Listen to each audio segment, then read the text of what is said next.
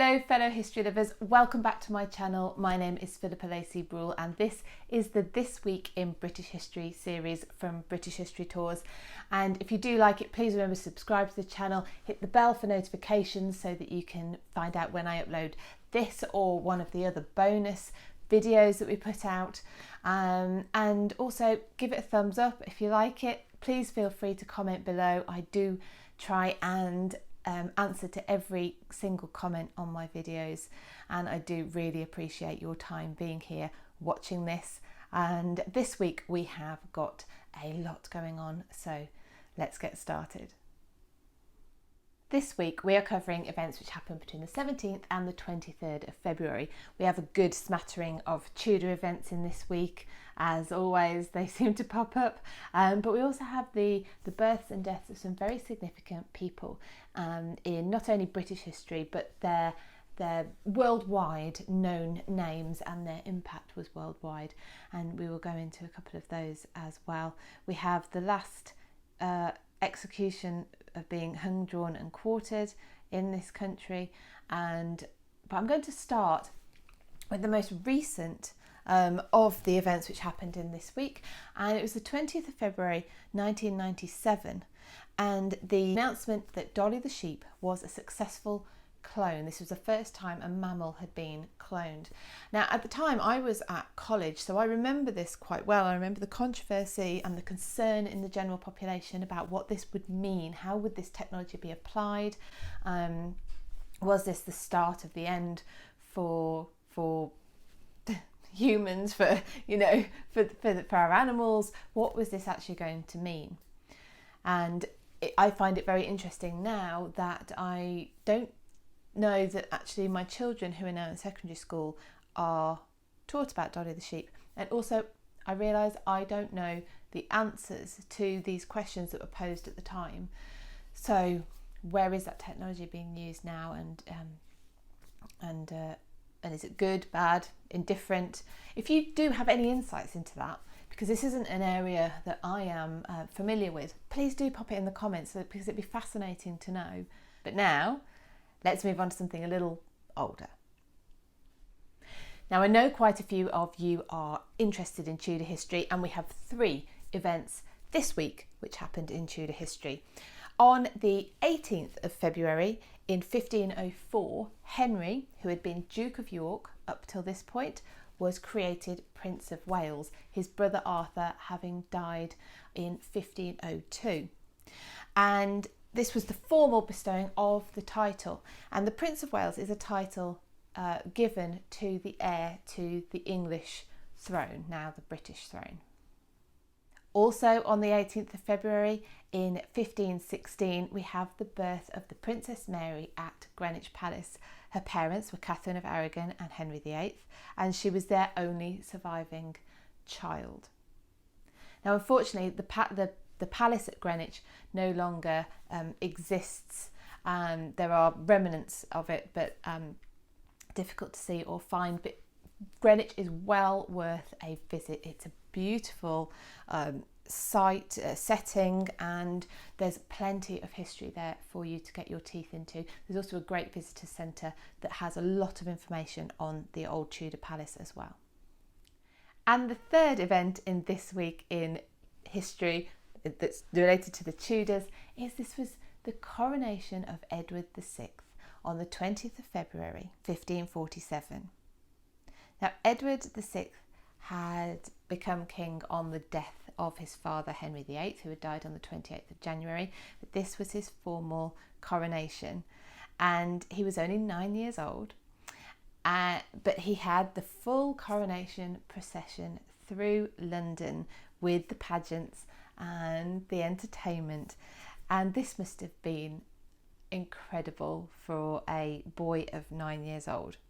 He was dressed in cloth of silver with gold embroidery. Underneath was white velvet embellished with pearls. He must have looked absolutely magnificent as he rode his horse through the city. There is story at one point of Edward stopping the procession so that he could watch acrobats, because yes, he was king, yes, he was a Tudor king, and he was born to this role, but he was still a 9-year-old child, and this entertainment was fascinating to him. Edward's coronation took place at Westminster Abbey, and it's the first time that some of the Catholic elements had been stripped, because Edward VI was he was part of the Reformation. He was a Protestant, part of the Reformed faith, and he was crowned. He was presented to the crowd. They shouted, "God save the King." Then they went over to Westminster Hall, which still exists within the Houses of Parliament and is a must-see if you can get to it. But they had the coronation banquet there, and Edward, who actually kept a diary, and the diary is in the British Library, he kept a diary, and he wrote that he was sat in between Lord Protector Edward Seymour and Archbishop Thomas Cranmer, and that he wore his crown. If any of you were part of Scouts or Girl Guides, then you will be interested to know that on the 22nd of February, both Robert Baden Powell and Olave Baden Powell were born. There was a big age difference, 33 years. Robert having been born in 1857 and Olave in 1889. The Scouting movement is worldwide, as is Girl Guiding, and I know that my grandma, who I sadly lost last year, was actually pen pal with someone in America, and that relationship had begun through the Girl Guiding movement. It was encouraged to have pen pals, and in fact the original relationship that friendship came down from was her mother's, my great grandmother's. So it was a fantastic movement and still going strong today. Now for something a bit more gory. 21st of February 1803, and the last man to be hung, drawn and quartered in this country. Edward Despard was convicted of high treason and sentenced to the punishment of being hung, drawn and quartered. Now, there is plenty of information as to what that entailed. It was a very long, very painful, very elaborate way to kill someone. An executioner was known for his prowess as to how long he could keep a victim alive.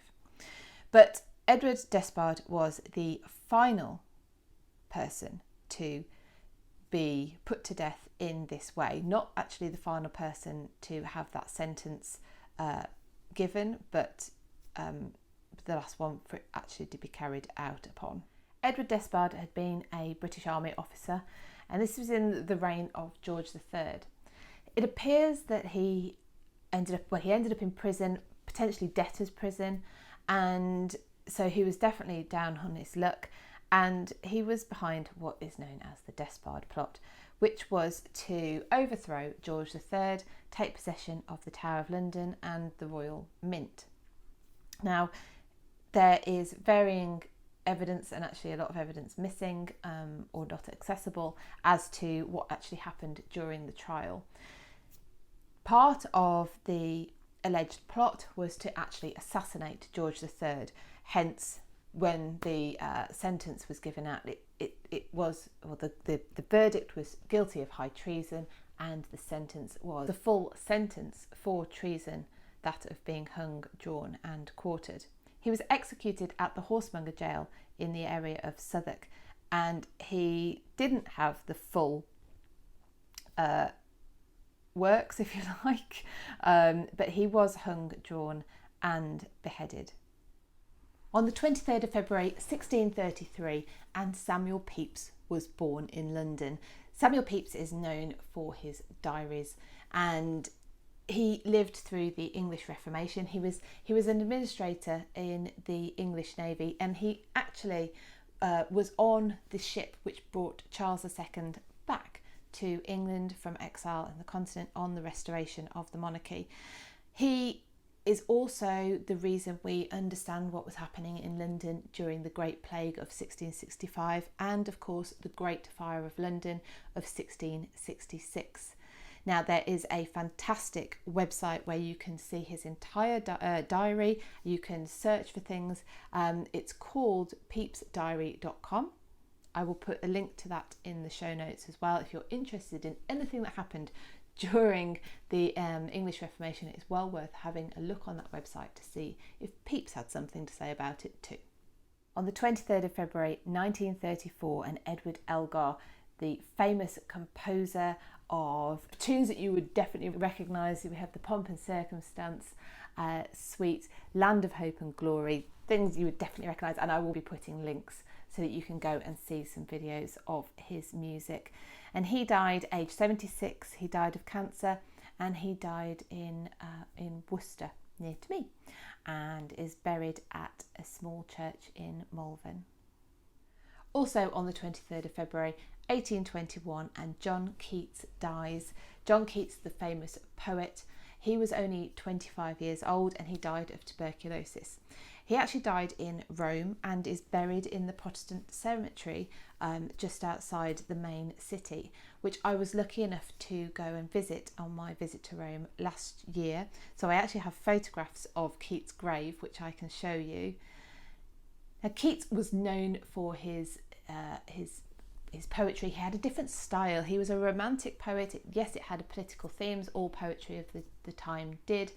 But he had an energy in there, he had a wit, he could balance perspectives, and it was a little bit different. He had published 54 poems by the time of his death.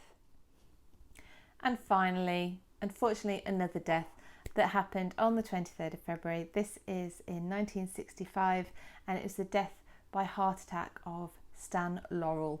Laurel out of the famous double act, Laurel and Hardy.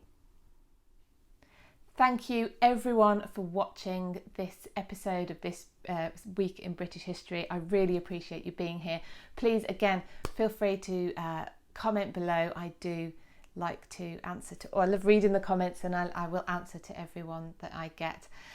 If you want to read any more about the topics that we've covered this week, then I have put some useful links in the show notes, as well as links to my sources and credits for some of the images as well. So I will see you all next time. Thank you for watching.